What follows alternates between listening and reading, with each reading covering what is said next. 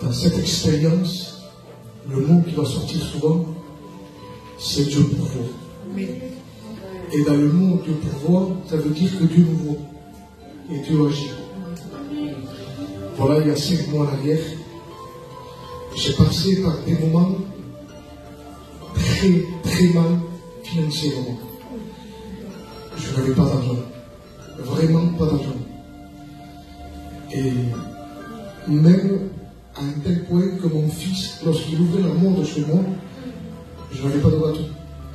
Alors, avec de l'eau, du sucre, il fallait prendre la sucette, la tremper et calmer. Donc, vous savez, quand on voit ça, c'est pas facile. Mais ça n'a pas touché ma communion personnelle avec lui. On dirait que cela passait au-dessus de tout. Et voilà que ma femme fait un songe, et dans le songe, il y avait beaucoup de serpents, et dans les serpents, des hommes venaient, et par rapport à cela, notre foyer allait se diviser, et tout cela venait par rapport à l'argent. Et dès que ce songe s'est fait, c'était le responsable Ismaël, le fils d'Apol, je lui ai raconté. Il pourrait même vous le témoigner. Je n'ai jamais vécu ces moments. Financièrement, j'ai toujours eu de l'argent. Mais depuis qu'elle avait fait ce songe, je n'avais pas d'argent. Même le frère Giovanni le sait. Et voilà que de plus en plus c'était pire. Alors, je n'avais pas d'argent, plus de travail. Des huissiers venaient venir chez moi, m'enlever tout ce que j'avais. Je commençais à me dire, Seigneur, je ne comprends pas ce qui est en train d'arriver. Tu m'en parlais, tu m'as répondu d'accord, mais regarde où je me suis. Mais j'ai toujours gardé ma communion. Et là, j'avais 8 euros. On était le 10 du mois. Je n'avais plus rien comme ça. J'ai vécu 6 mois comme ça. Et voilà que ce mois-ci, je dis, Seigneur, tu es mon Père. Et ta parole ne manque pas. Si tu dis que tu pourvois, tu vas le faire. Et je me suis adressé avec lui, non avec de l'orgueil, mais avec une supplication. Parce qu'il y a des manières de s'adresser à Dieu. Et à ce moment-là, j'ai pris les 8 euros et je les ai passés sur la table. Je dis, Seigneur, j'ai que ça. J'ai plus rien. Est-ce que tu pourrais les multiplier, Seigneur? Mais pas en une fois, en 70 fois. Parce que j'en ai besoin. Et j'y ai cru. Et voilà que pendant ces mois, c'était comme ça. Et un matin, je me lève et je me dis, Seigneur, ça fait trop longtemps que ça dure. Alors je me disais, est-ce que tu m'as abandonné? Est-ce que j'ai péché contre toi? Qu'est-ce qui se passe, Seigneur? Imaginez-vous, pas d'argent. Financièrement, mon foyer était là où l'ennemi voulait mettre des brèches. Et en plus, je ne sentais pas la présence de Dieu. Alors, ce qui m'a fait le plus mal, ce n'était pas financièrement, c'était de sentir sa présence.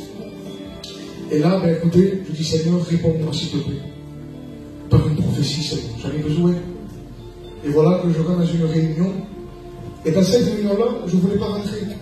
Et le frère est sorti dehors, m'a dit, non, viens rentrer, il y a de la place pour toi. Je suis rentré, je me suis assis. La réunion a commencé. Et la réunion allait se finir. Et là, d'un coup, une personne commence à parler à langue. Et elle commence à prophétiser. Il dit, mon fils, sache que par là où tu passes, c'est moi, l'Éternel, qui permet cela. Tu te demandes si tu es seul et si je t'ai abandonné. Et financièrement, tu n'as plus d'argent. Sache, mon fils, que c'est moi qui ai prouvé pour voir où tu me suivais. Et à ce moment-là, j'ai senti mon cœur se briser, même à un tel point que je voulais me mettre à genoux. Et la Bible déclare que la prophétie, lorsqu'elle est dévoilée, toujours nous fait chier devant lui. Et à ce moment-là, j'ai dit, Seigneur, s'il faut, il y a un frère comme moi qui passe par la même situation que moi. C'est facile. Et quand je suis parti, un frère est venu me voir, m'a dit, mon frère, c'est pour toi la prophétie. Et là, je dis, béni soit Dieu. Il me dit, écoutez-moi, Dieu m'a mis un truc dans mon cœur. Il a pris une enveloppe, il m'a mis 200 € à la poche. Alors, qu'est-ce que j'ai vu, moi, à travers cela? Que Dieu voit tout, que Dieu connaît tout, et que Dieu pourvoit. Il y a ce moment-là, il m'a dit, écoute-moi, je le dis, Dieu va te bénir maintenant. Une semaine après, vous voulez de l'argent? Je ne pouvais pas le dire parce que j'en ai honte. Des chantiers sur les chantiers. Et là, qu'est-ce que j'ai compris, les frères? On se croit que des fois, parce qu'on a une piété, une sanctification, que Dieu va nous bénir. On se croit qu'on va sortir dehors, que Dieu va nous payer. Non.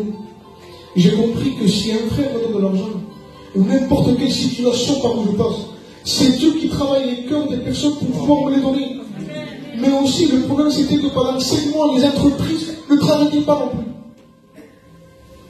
Alors, tout ce qui arrive aujourd'hui, c'est parce que Dieu permet les situations. Et j'ai pris une leçon. C'est que je sois dans l'abondance. Je peux le dire parce que je l'ai vécu comme moi. Ou dans la disette. Je n'ai pas laissé la main de Dieu. Au contraire, je l'ai glorifié. Et ce soir, je suis là en train de vous témoigner. Que Dieu vous bénisse.